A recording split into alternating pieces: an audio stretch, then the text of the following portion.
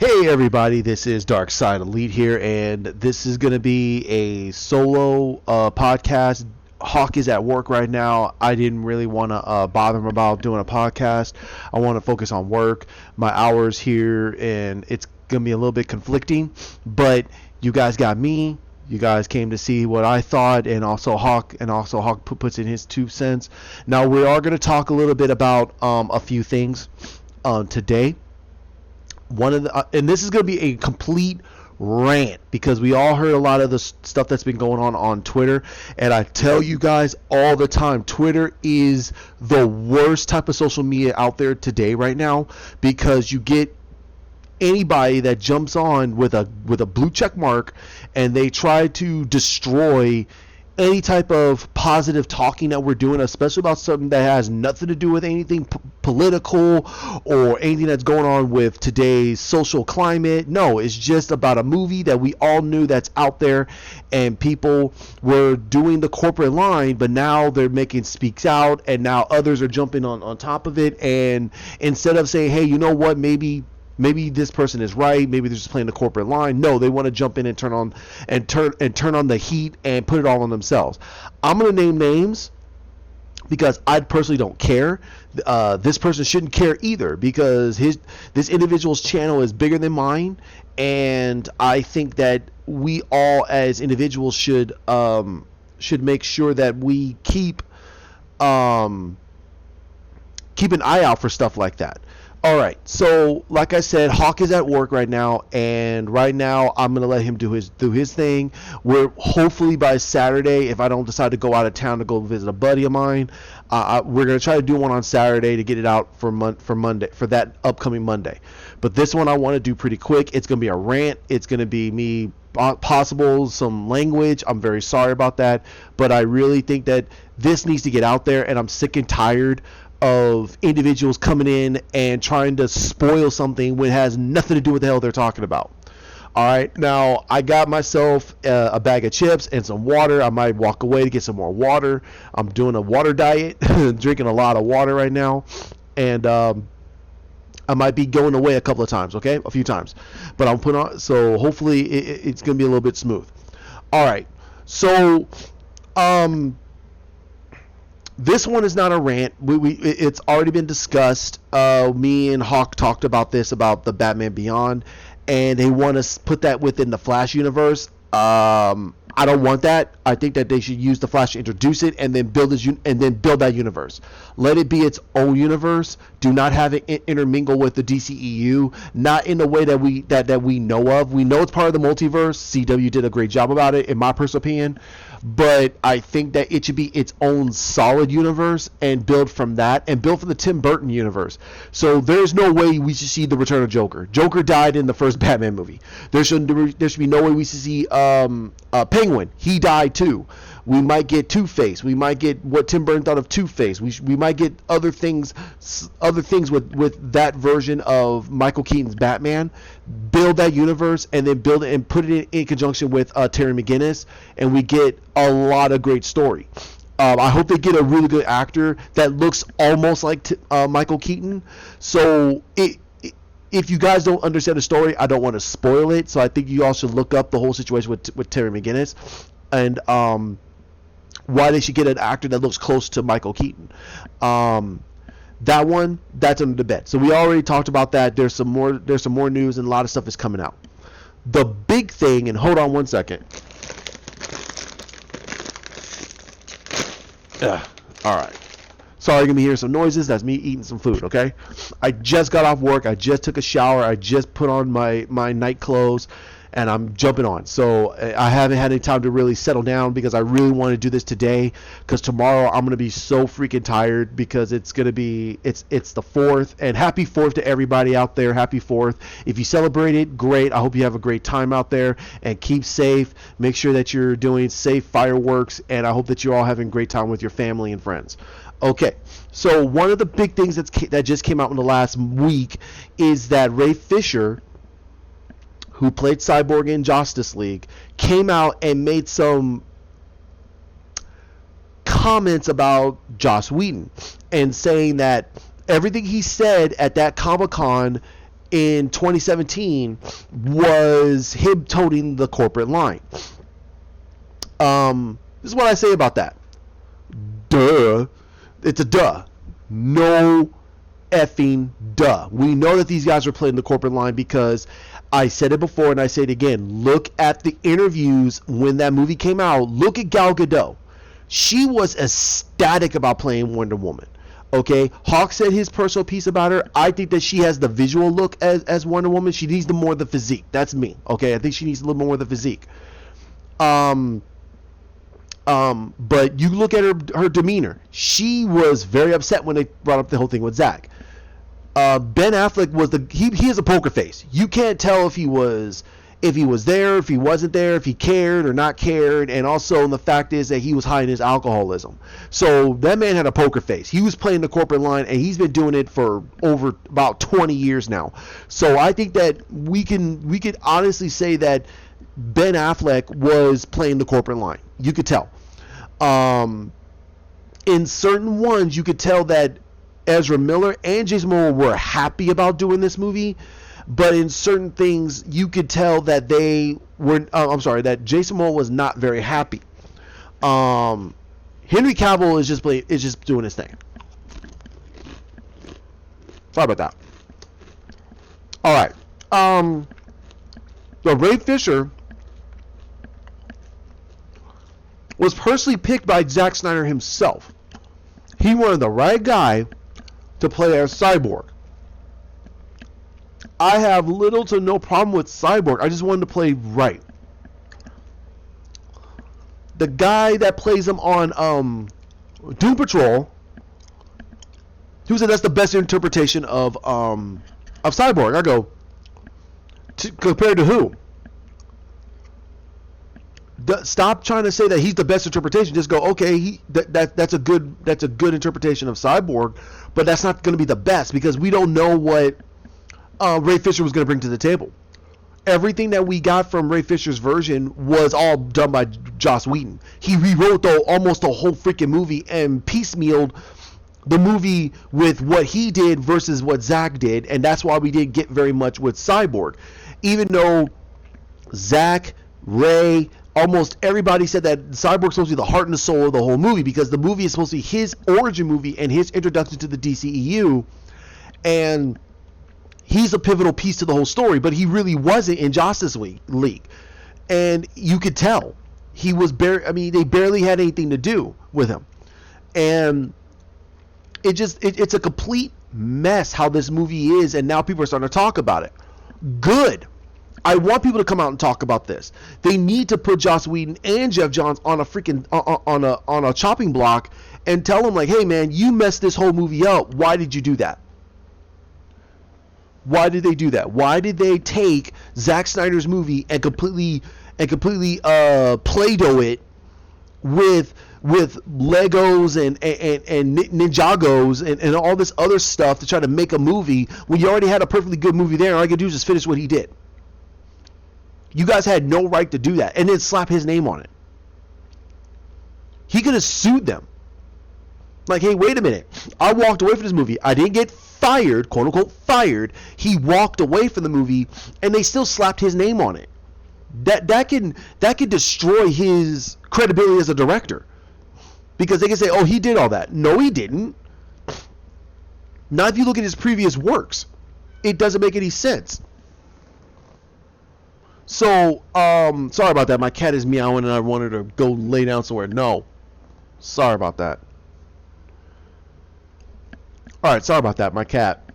Alright, so, this whole Ray Fisher situation sparked so much on social media that he put out his piece during the Q&A of Josstice League back in 2017 before the movie came out, and they asked him a whole bunch of questions and the reshoots, and he put out a corporate line answer. Says, hey, the reshoots are doing fine. We're going to get this movie out as soon as we possibly can. It's sad that what happened with Zack, but we're going to do everything we can to honor what Zack did. Corporate line. He put that out there on Twitter and said that he wants to refute everything he said. And then you get Peter Scaretta, whoever the hell he is. This is another one of these greasy bloggers who completely destroyed everything that Zack Snyder was trying to build and forced WB to do what they did to freaking Justice League. These are the type of bloggers that I hate. I hate these bloggers. Listen, this channel is built on honesty here. Listen, Hawk is honest about his personal taste. He has personal taste. He'll say, yeah, I have personal taste about it. I have personal taste. I'm a little bit more on the fence about certain things, and I want to be a little bit more diplomatic about it. Especially, like I said, for Birds of Prey. It is an entertaining movie. It's a horrible comic movie. Horrible. I'm looking past the whole SJW nonsense. The characters made no sense. The storyline made no sense. The villain made no sense. The some of the antics in there only made sense because it was Harley Quinn, and we already had that from Suicide Squad. So if you came in this movie without knowing anything about Suicide Squad, you look at this movie and go, this is kind of stupid. Ha ha ha ha, okay, that's kind of funny, and you move on. But what a horrible movie. Alright? Entertaining, but horrible. Hawk just doesn't even want to deal with it. Because they ruin a lot of the characters, and he and I love these characters to the point where we're not saying give us 100% accuracy, we're saying give us the respect of the character. Turning Black Canary into a black woman and making her so ghetto in the movie is an embarrassment to the original creator of Black Canary, especially Donna Laura Lance. I don't want to get in that. Like I said, there's a rant about certain things, but I don't want to get into that complete rant. So Ray Fisher put this out, and then you get Peter Scaretta, or whatever the hell his name, Scrabbles, whatever his name is. He comes out and tells them that he has no class.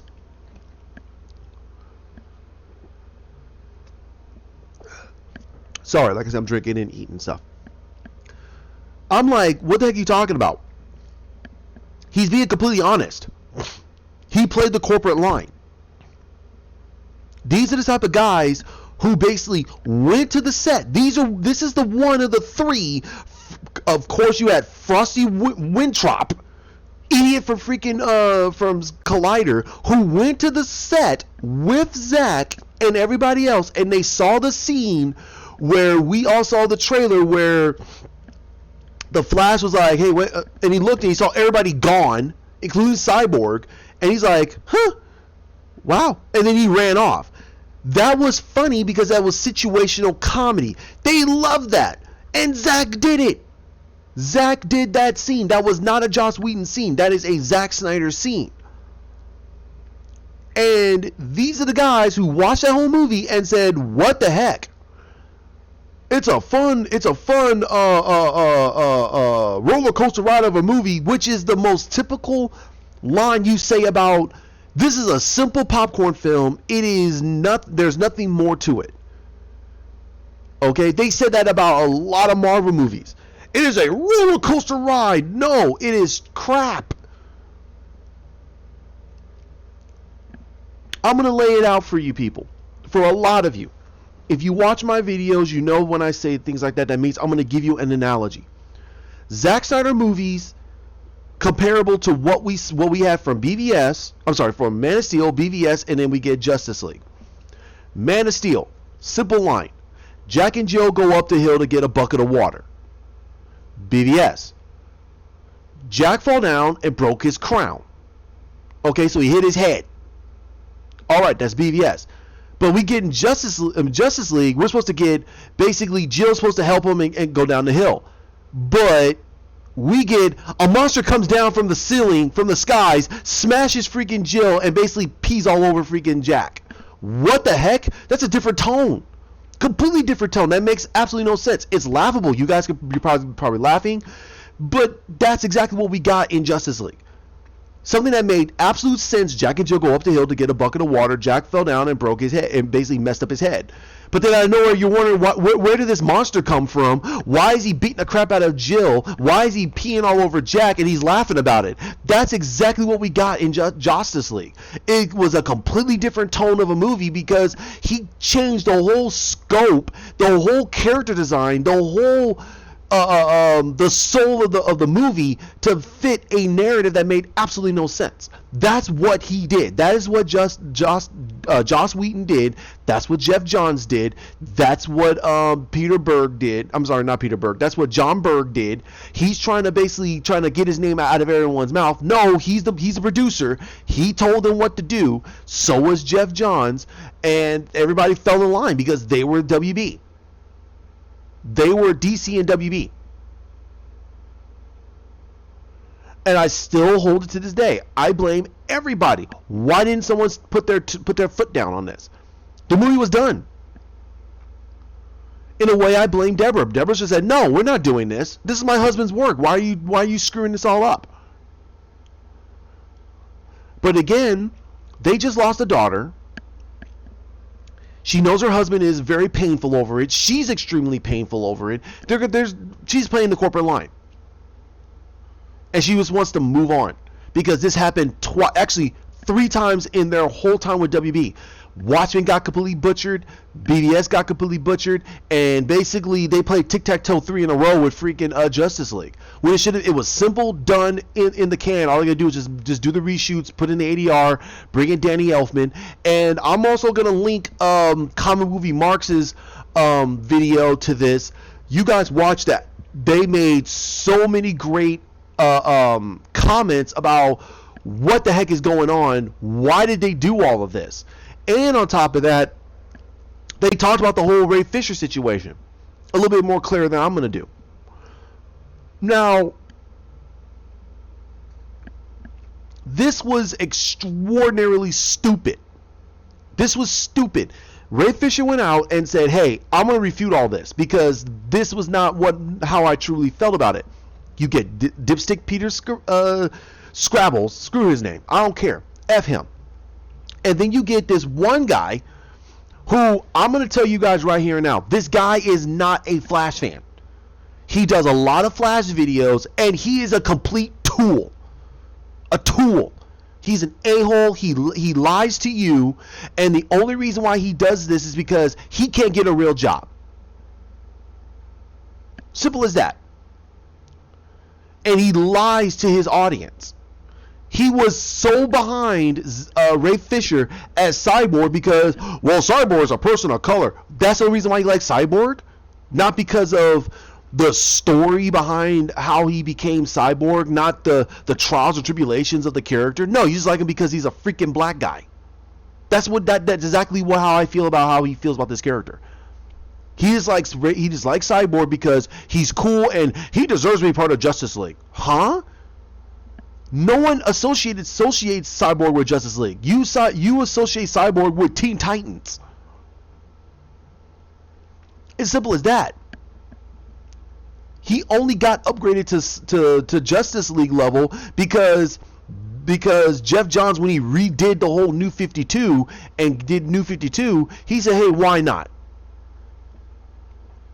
And his character in the books was actually a whole lot better, in my personal opinion. He was very fleshed out because Zack Snyder did exactly what they did from the comic, and then they touched a little bit of it in Young Justice, and I was like, yeah, that was cool. They gave him a lot of depth instead of this. He's a misunderstood character, and he's always about woe is me.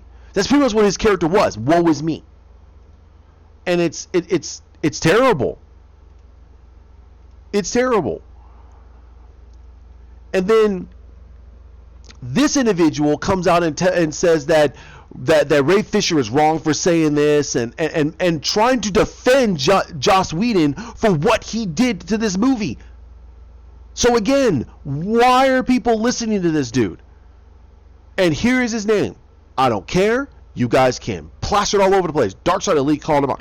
His name is Pagey. He's all over YouTube. F this dude. Why did he make a comment like that? Ray Fisher is right. He worked on this movie. He was picked out by Zack Snyder himself to play this character. He's a huge Broadway actor, which means that he knows how to elicit emotions. He did a phenomenal job of it in BVS, of him screaming his head off, and it made you feel like, oh my God, this dude is in lavishing levels of pain because he's being rebuilt.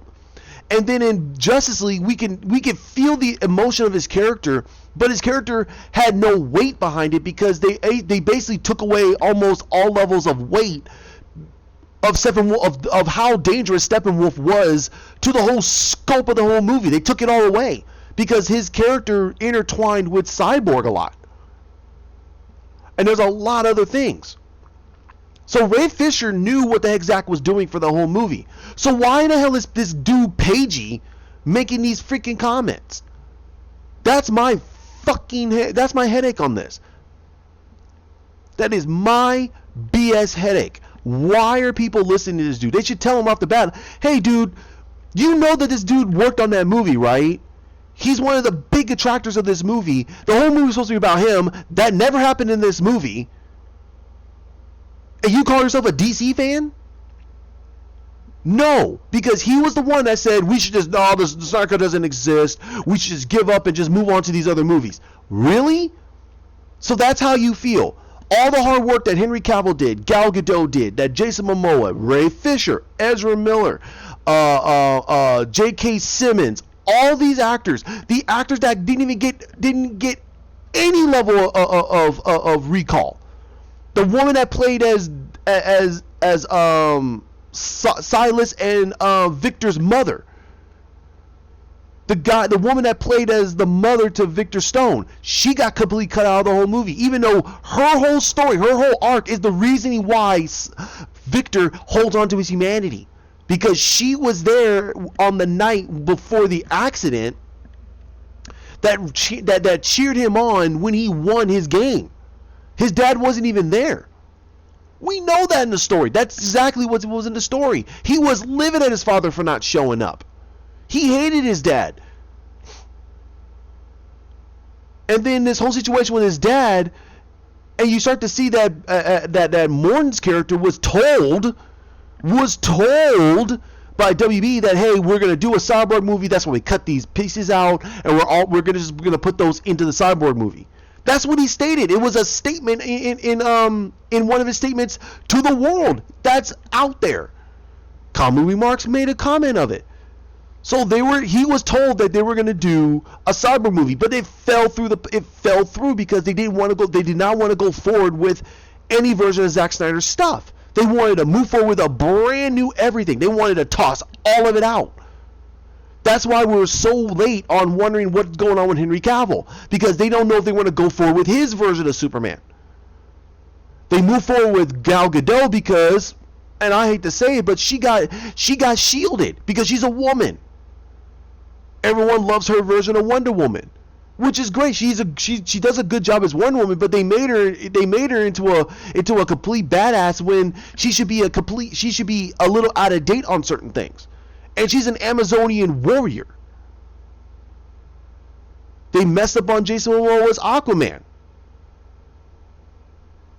They saw that he was so hipster dude and surfer guy that they added on into James Wan's version. Hence why we got that version.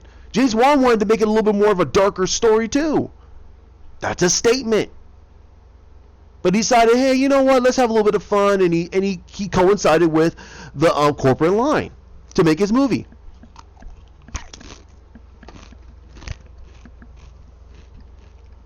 Sorry again, hungry.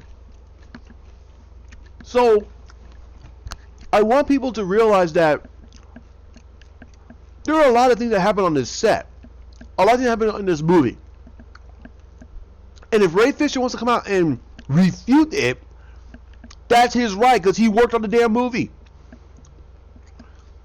What right does this Peter idiot or Pagey coming out and saying that Ray Fisher had no class for saying it? Yes, he does, because Joss Whedon came in and basically crapped all over Zack Snyder's work. He had no respect to Zack Snyder's stuff, and they slapped his name on it. How would they feel? They would be pissed off too. But they don't care. They don't care about the movie. They don't care about DC. And they sure as hell don't care about you as an audience. They want you. They believe you are too stupid to care. But we proved them wrong, didn't we? We now are going to get this. We're going to get this movie.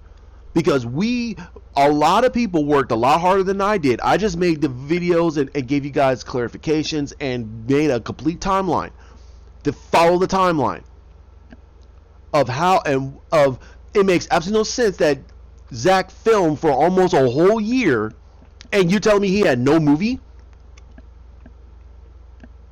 People are trying to say, well, 100%. No. He was not 100%. He was most likely around 90% principal photography of filming. He filmed everything he wanted. He didn't have the ADR. He didn't have the at the time he did not have the music, the score. Even though Junkie XL finished the score months before he got let go, he finished it. He knew exactly what Zack wanted. He got let go by Jeff Johns, Joss Whedon, and they brought in Danny Elfman. And Danny Elfman didn't give two craps. He didn't. He just said, hey, wait a minute. He thought, oh man, it's a DC movie. I can make it look better. I'm going to add my little flavor to it. Oh my God. And I'm still going to say, Spark of the Flash makes sense to the Flash. I love that tone. I loved it. It was perfect for the Flash. It worked. Rest of it was doo-doo. How in the fuck does anybody want to believe Danny Elfman? He didn't work on the freaking movie since April of 2016. He didn't. So how the hell would he fucking know? Joss Whedon looked at his movie and said, holy crap, this is actually a damn movie. Well, too bad. And start erasing everything and start redoing everything. Now there's comments saying that he was very abusive on the set. Now, Matt and Shane from Comic Movie Marks, they made a great analogy. You can actually tell. Joss Whedon is a director's director. He tells them what to do, what to say, how to stand, where they need to stand, because he's an effect of everything. People think, well, that's what a director does. That's understandable. That's completely understandable. But here's how Zack does it. He talks to him and says, this is the scope of what I want. Play within that. And that's how you get realism. That is the reason why Henry Cavill was phenomenal as Superman. He worked within the scope. Ben Affleck was phenomenal as Batman. He worked within the scope. The only person that they had to really get their mitts on was Gal Gadot, because this is a huge role for her, and she's only played supporting or very supporting characters. She wasn't a big name character, and this is a big character. So they had to really work with her. That's why Patty Jenkins worked with her. She got what she wanted out of her and said, okay, stay within this scope. And she stayed within that scope of what Patty Jenkins wanted. You got to go back. Again, look back at the timeline. Because when Gal Gadot got there, Patty Jenkins had to completely work with her, try to get her to do a type of accent. She couldn't do the accent. So they said, so she worked with all the other women, and Robin Wright, and even, I forgot the woman's name who played her and her mother. Oh my God. Connie Nielsen. She worked with both of these women and said, okay, Gal can't do this accent. They said, hey, no problem. We'll do her accent. So they did her Israeli accent. That's why they all sound almost the same as her, to make her feel comfortable. And, Hawk went off about that. And again, that's all his right. He could easily say that. And it's, to me, it's completely BS that Joss Whedon comes in and completely doesn't and makes it feel like that they're not doing their jobs. Ezra Miller, Jason Momoa, and Ben Affleck has the most experience. The most experienced. The next person is Henry, and then Gal, and then Ray. Ray has the least experience when it comes to movies, but when it comes to acting, he has probably the next best. He's probably right below Jason Momoa. Henry Cavill doesn't have as much. This dude, Ray Fisher has done so much Broadway, it's almost dumb. He's a Broadway actor. He did a lot of Broadway. That means he did plays and everything else. I'm not saying that Henry doesn't have that much experience, but when it comes to big movies, he doesn't have as much. Gal has the least, the most. So Zach worked with all of them to have them play within the scope of what the character is, and that's it. Hence why we got they actually became a stronger family for it, because Zach was able to have them have that level of chemistry that worked so well in the movies. And you could tell them around them. You could tell before all this nonsense happened. They were all so happy about this. They were elated about this. Oh my God, we're gonna have a big, huge Justice League movie. And then here comes freaking Joss Whedon doing the and he freaking pissed all over Zack Snyder's work. You don't think that Ray Fisher has the right to say, hey, you know what? That's not what I felt. I want to refute all that. That's his right. He worked on the movie. He had to play the corporate line. The corporate line's now done. This cut is coming out. He can say what the heck he wants. He can say that Joss Whedon was an asshole. He was an asshole on the set. I didn't like him. He can say whatever the hell he wants. Now, it doesn't matter. That cut is coming out. And it's under complete new management. So what fucking right does Pagey have to say anything about this? He should be excited that, hey, you know what? Stuff is coming out. Now new stuff is coming out. Oh no, you can't say nothing bad about Jeff Johns. Oh, you can't say nothing bad about Joss Whedon. Really? We found out that Joss Whedon was screwing around on his wife. And she said it. She said that this dude plays as a feminist so he can get women. That's why she left him. Come on. His ex-wife said it. So I can say, well, she has an axe to grind. Okay, but she can say anything else. She can say anything else. But why that specific? He's a cheater. She could say that, like, hey, he's a cheater. Wow. And again, why in the hell go back in time again? When he was taking off a Batgirl, why in the hell did Patty Jenkins laugh and did a thumbs up when Joss Whedon was taking off a Batgirl? Why would Patty Jenkins do that on Twitter? That means she didn't like the dude. She didn't like him. Zach laughed. Like, this the guy, you had him do my movie, and then now he's taking off another movie. Wow. He laughed. He said, huh, that's interesting. He found that interesting. Like, wow. So there's a lot of things going on, but people want to bury it under the sand, and literally say, no, that never happened. It did happen. How in the hell can you say it didn't happen? Going right back to Star Trek. Nero. Don't tell me it didn't happen. It did happen. We saw it. It's out there. It's on the internet. We can pull it up anytime we want. So Pagey, to me, is an idiot. He doesn't know his freaking history. Joss Whedon came in, completely redid the whole movie, and then he was offered Batgirl. How terrible that movie did. All of a sudden now he doesn't have Batgirl anymore. Even though he said he had a script, he wrote a Wonder Woman script that made absolutely no sense. It's out there. You can read it. People said it was trash. He didn't understand the character at all. He turned into a gigantic he in some ways they say he made her seem like she was naive in one situation, a feminist in another situation, a complete SJW. I was like, whoa, that's all over the place. That makes absolutely no sense. He didn't get down to the root of the character. The root of the character is an Amazonian warrior who basically was told, hey, go to man. She was told never to go to man's world. She went to man's world, and now she can't ever go home. because it's cursed by Hera. That's the story.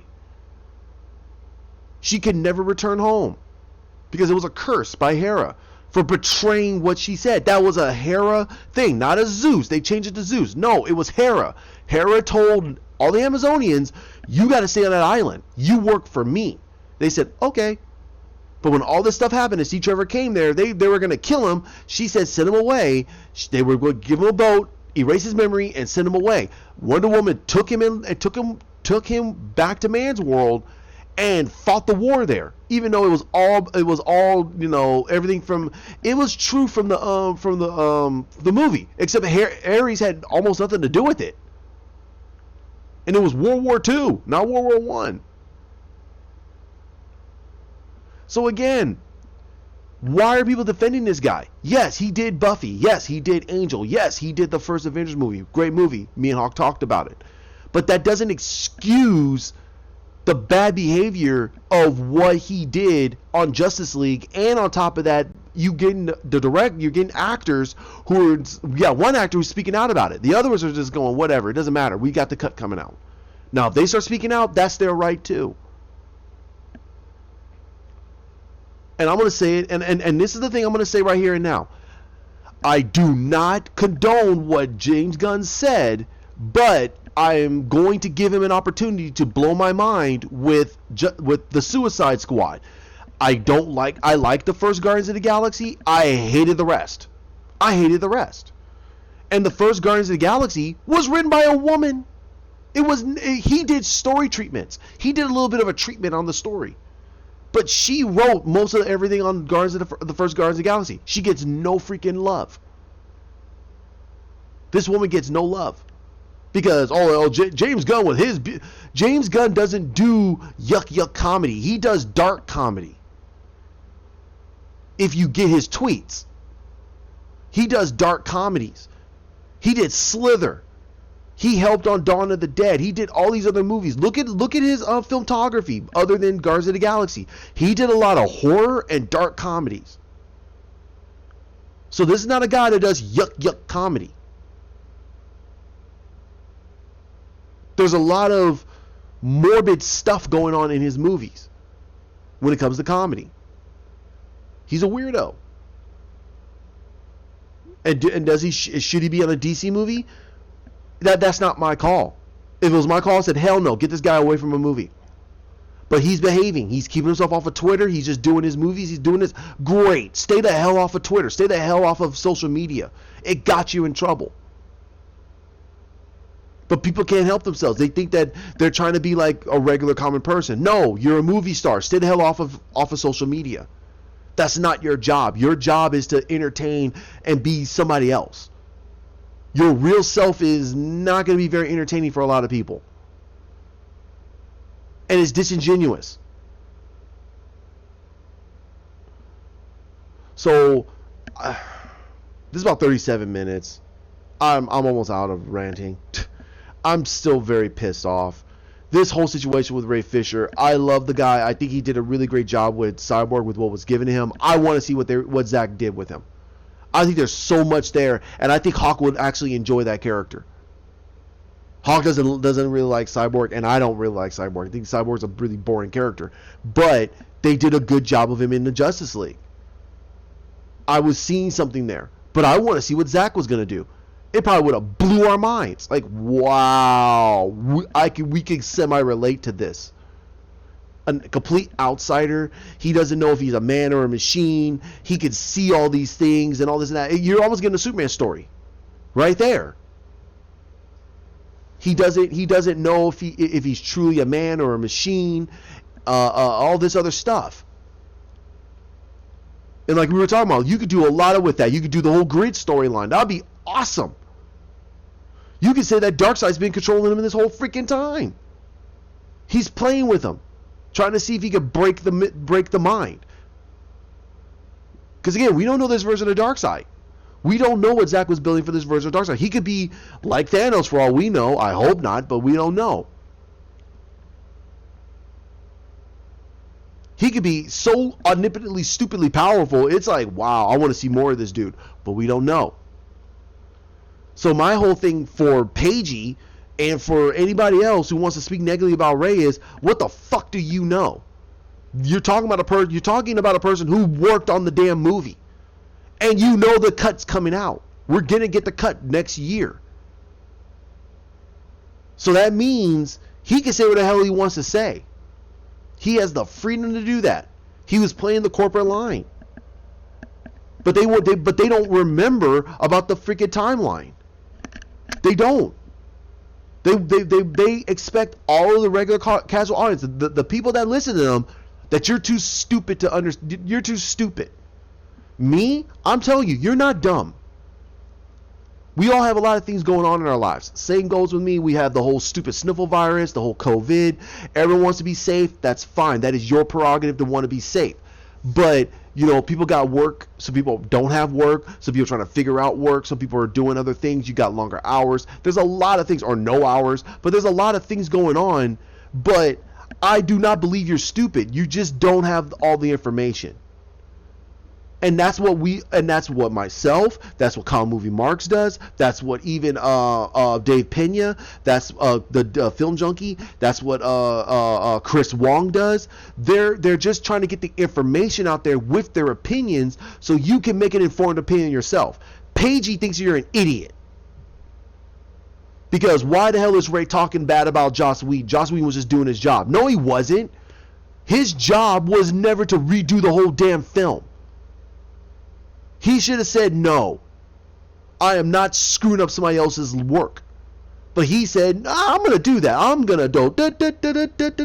And he basically effed up the whole, no, he fucked the whole movie up. Royally. And you're telling me that he was doing his job. Fuck you. He wasn't. He screwed up the whole movie. He fired Junkie XL. Why? Why? Junkie XL has been working on these movies since Man of Steel. Since BVS, not Man of Steel, since BVS. He worked with Hans Zimmer to make the BVS score. And you're telling me he can't freaking do a score for Justice League? You had to go get Danny Elfman, who's sitting there saying that, no, there's only one Batman theme. What? There's like 50. Get the hell out of here. Yours is the most popular, yeah. I'm not taking it away from him. But that doesn't mean that yours is the only Batman theme. That shows how... This is the guy that's making scores? You forget that there's like 5 different versions of Batman's theme out there? Including Hans Zimmer's and Junkie XL's? The Batman suite? A Beautiful Lie? That's pretty much what he thinks is a beautiful lie. What a fucking idiot. I'm very perturbed over that. Big word. I'm very upset. Ray Fisher has the right to refute his own comment, but these people are sitting there trying to say that he's an a-hole for doing it. Why? You're trying to protect Joss Whedon? For what? Why? He came in and mollywopped Zack Snyder's work. Zack Snyder doesn't go out and start screwing over other people's work. He doesn't. Oh my God.